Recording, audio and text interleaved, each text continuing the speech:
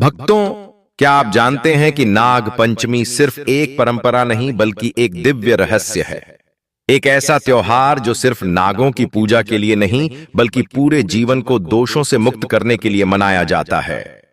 हिंदू धर्म में नाग पंचमी का महत्व केवल धर्म और आस्था तक सीमित नहीं है, बल्कि यह उस गहन शक्ति से जुड़ा है जो सृष्टि के सबसे पुराने और रहस्यमय प्राणियों में मानी जाती है।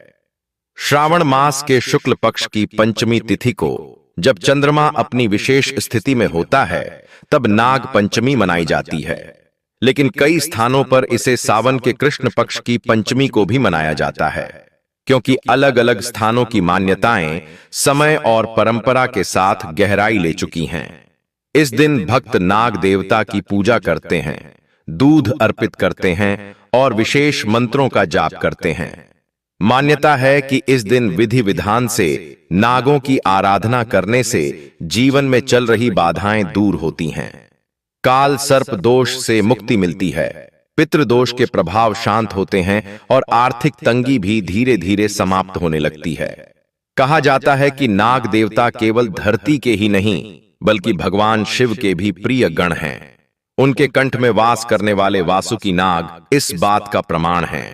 ऐसे में नाग पंचमी के दिन की गई पूजा भगवान शिव तक सीधी पहुंचती है और उनकी विशेष कृपा प्राप्त होती है। इस बार की नाग पंचमी और भी खास मानी जा रही है, क्योंकि इस दिन दुर्लभ संयोग बन रहे हैं जो इस पर्व को अत्यंत शक्तिशाली और फलदायक बना रहे हैं।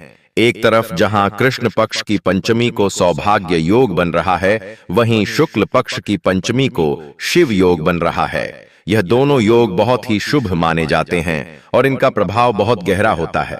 जब व्यक्ति इन योगों में श्रद्धा से पूजा करता है तो उसकी मनोकामनाएं शीघ्र पूरी होती हैं और जीवन में सुख शांति का आगमन होता है।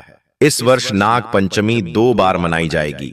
पहली नाग पंचमी 15 जुलाई को मनाई जाएगी, क्योंकि कृष्ण पक्ष की पंचमी तिथि इसी दिन सूर्योदय के समय आरंभ हो रही है। इस दिन मंगला गौरी व्रत की भी शुरुआत होती है, जो सुहाग और वैवाहिक सुख के लिए किया जाता है। इसके अलावा मधुश्रावणी व्रत भी इसी दिन से आरंभ होता है, जो विशेष रूप से मिथिला और बिहार के कुछ क्षेत्रों में मनाया जाता है। यह व्रत सावन शुक्ल पक्ष की तृतीया तक चलता है और इसका समापन 27 जुलाई को होगा। उसी दिन हरियाली तीज भी धूमधाम से मनाई जाएगी। दूसरी तरफ शुक्ल पक्ष की पंचमी तिथि 28 जुलाई को रात 11:25 से शुरू होकर 29 जुलाई की रात 12:47 तक रहेगी। ऐसे में बहुत से स्थानों पर नाग पंचमी 29 जुलाई को मनाई जाएगी। इन दोनों ही तिथियों का अपना अलग आध्यात्मिक प्रभाव है। कहीं सौभाग्य योग में पूजा की जाती है तो कहीं शिव योग में। यह इस बात का प्रतीक है कि श्रद्धा जहां है वहां शिव हैं। और नागों की पूजा सिर्फ सांपों के रूप में नहीं बल्कि ऊर्जा के उस रूप में की जाती है जो कुंडलिनी शक्ति के रूप में हमारे भीतर विद्यमान है। नाग पंचमी के दिन घरों में दीवारों पर नाग चित्र बनाए जाते हैं। आटे या हल्दी से नाग देवता की आकृति बनाकर दूध अर्पित किया जाता है। ऐसा करने से घर की रक्षा होती है और नकारात्मक ऊर्जा दूर रहती है।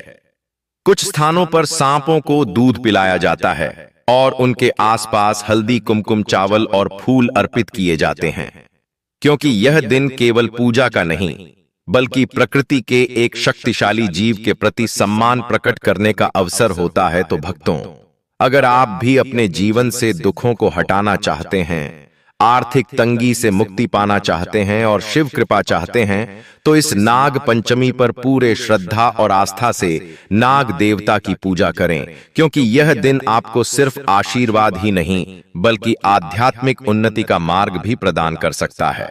और याद रखें, जहां नाग हैं वहां शिव हैं, और जहां शिव हैं वहां दुख नहीं रह सकते।